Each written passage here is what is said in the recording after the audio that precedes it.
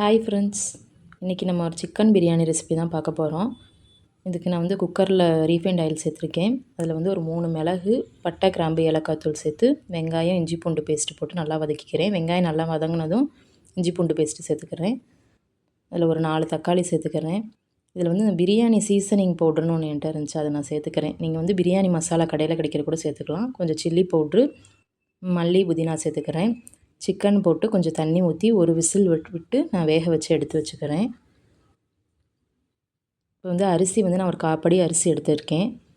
தண்ணியை ஊற்றி நல்லா வாஷ் பண்ணிவிட்டு 2 தடவை வாஷ் பண்ணிவிட்டு ஊற வச்சிடுறேன். நான் கிரேவி நைட்டே செஞ்சு வச்சுட்டேன். மார்னிங் தான் அந்த ரைஸை குக் பண்ணேன். தண்ணி மட்டும் கொதிக்க வச்சுட்டு இந்த ரைஸை எடுத்து போட்டுட்டேன்.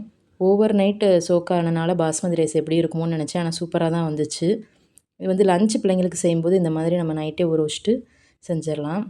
இப்போ பிரியாணி நான் ஹாஃபாக க்ளோஸ் பண்ணி வச்சுக்கிறேன். இதில் காமிச்சிருக்க மாதிரி மேலே ஒரு வெயிட் வச்சு தம் போட்டுக்கிறேன். அடியில் தோசைக்கல் வச்சும் போடலாம். நான் இன்றைக்கி வைக்காமே அப்படி போட்டேன். இப்போ ஒரு 20 நிமிஷம் தம் விட்டுருக்கேன். அதுக்கப்புறம் எடுத்து காமிக்கிறேன். பாருங்கள், பிரியாணி நல்லா தான் வந்துருந்துச்சு, குழையெல்லாம் இல்லை. பை ஃப்ரெண்ட்ஸ், நான் இன்னொரு வீடியோவில் பார்க்குறேன்.